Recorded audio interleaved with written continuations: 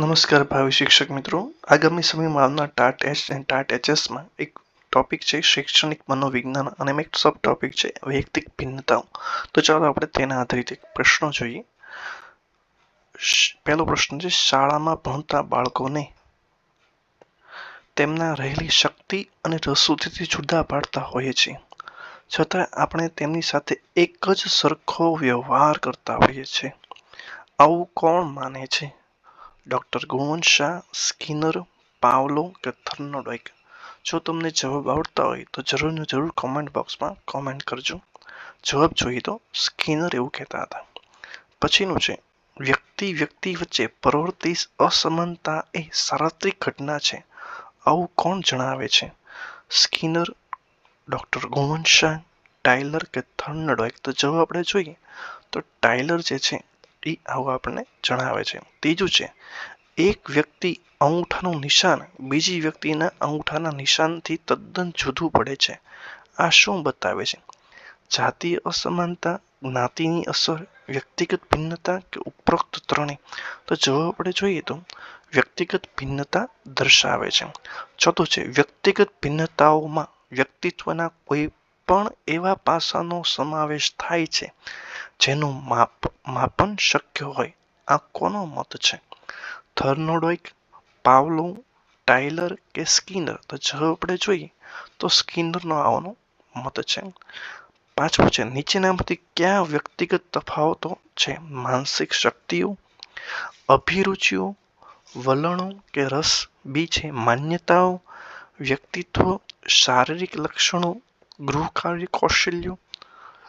ત્રીજું છે સ્મૃતિ, મૂળભૂત વૃત્તિ, શારીરિક શક્તિ? અને ડી છે ઉપરોક્ત ત્રણેય. તો જવાબ આપણે જોઈએ તો જવાબ છે ઉપરોક્ત ત્રણેય. છઠ્ઠું છે, નીચેનામાંથી કયા સાંવેગિક ભિન્નતાઓમાં ન આવે? ઉદારતા, ધીરજ અને લાગણીશીલતા, પ્રસન્નતા, ઉદાસીનતા? સી છે પરિપક્વતા કે ડી છે સંવેગો? જવાબ આપણે જોઈએ તો જવાબ છે પરિપક્વતા જે છે એ સાંવેગિક ભિન્નતામાં ન આવે. સાતમું છે, વ્યક્તિનો માનસિક વિકાસ શાના ઉપરથી નક્કી થાય છે? સ્મૃતિ, સ્વભાવ, બુદ્ધિઆંક કે સંવેગો? તો જવાબ આપણે જોઈએ તો જવાબ છે બુદ્ધિઆંક ઉપરથી નક્કી થાય છે. પછીનું છે, જાતીય ભિન્નતામાં નીચેનામાંથી શું ન આવે? સ્વભાવ અને ગુણ, દેખાવ અને વર્તન, સંવેદના કે સિદ્ધિ? તો જવાબ આપણે જોઈએ તો જવાબ છે સિદ્ધિ જે છે એ જાતીય ભિન્નતામાં ન આવે.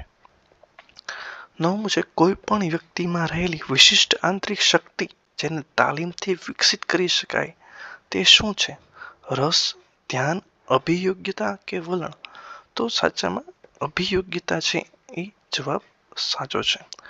વ્યક્તિની સિદ્ધિ પ્રાપ્ત કરવા માટે શું ખાસ જરૂરી છે?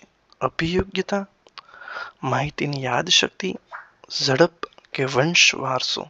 તો જવાબ આપણે જોઈએ તો જવાબ છે અભિયોગ્યતા. 11મું છે, વ્યક્તિમાં રહેલી શક્તિઓ એટલે શું? તો કે વલણ, બી છે અભિયોગ્યતા, સી છે રસ કે ડી છે આર્થિક પરિસ્થિતિ? તો જવાબ આપણે જોઈએ તો જવાબ છે આર્થિક અભિયોગ્યતા.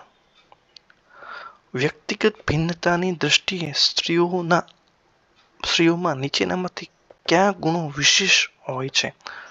કઠોરતા, સંવેદનશીલતા, કોમળતા કે લાગણીશીલતા, નાજુકતા કે સાહસિકતા? તો તમને જો આમાંથી એ થી એફ આપેલા છે અને ABCD ઓપ્શન આપેલા છે તો જવાબ આપણે જોઈએ તો જવાબ છે બી થી ઈ ઓપ્શન, એટલે કે સંવેદનશીલતા, કોમળતા, લાગણીશીલતા અને નાજુકતા છે એ સ્ત્રીઓની અંદર ગુણો જોવા મળે છે. 13મું છે, નીચેનામાંથી કયું વ્યક્તિગત ભિન્નતાનું કારણ નથી? વંશ, વારસો અને વાતાવરણ, બીજું છે ઉંમર અને બુદ્ધિ, ત્રીજું છે જાતીય ભેદ, ચોથું છે શિક્ષણ અને આર્થિક પરિસ્થિતિ, પાંચમું છે સાંસ્કૃતિક ભિન્નતા અને છઠ્ઠું છે અધ્યયન. તમને જો જવાબ આવડતા હોય તો જરૂર ને જરૂર કોમેન્ટ કરજો. જવાબ આપણે જોઈએ તો જવાબ છે 1 થી 5 જે છે એ ભિન્નતાનું કારણ નથી. તેમાં આવે છે વંશ, વારસો, ઉંમર અને બુદ્ધિ, જાતીય ભેદ, શિક્ષણ અને આર્થિક પરિસ્થિતિ અને સાંસ્કૃતિક ભિન્નતા. 14મું છે નીચેનામાંથી કઈ કસોટીઓ વ્યક્તિગત ભિન્નતામાંનું માપન અને મૂલ્યાંકન કરે છે? એ છે કેસ સ્ટડી, બીજું છે એપ્ટિટ્યૂડ ટેસ્ટ, ત્રીજું છે એકમ કસોટી, ચોથું છે વલણ માપદંડ કસોટી અને બુદ્ધિ કસોટી. તો આપણે જવાબ જોઈએ તો જવાબ છે એ 1, 2 અને 4 છે. એટલે કે કેસ સ્ટડી, એપ્ટિટ્યૂડ ટેસ્ટ અને એકમ કસોટી છે એ વ્યક્તિગત ભિન્નતાનું માપન કરે છે. 15મું છે વ્યક્તિગત ભિન્નતાના કેટલા પ્રકાર છે? 10, 13, 8 કે 9? તો જવાબ આપણે જોઈએ તો જવાબ છે 13 પ્રકાર છે.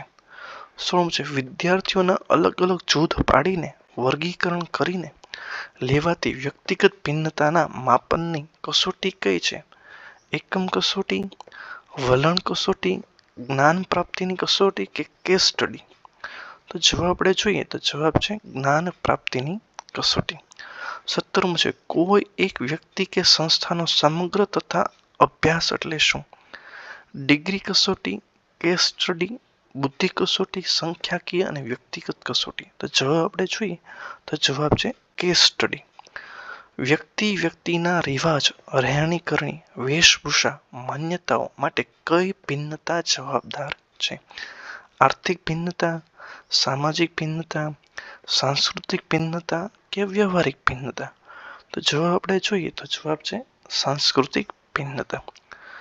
કેવા અભ્યાસક્રમ વ્યક્તિગત ભિન્નતાને પોષક છે?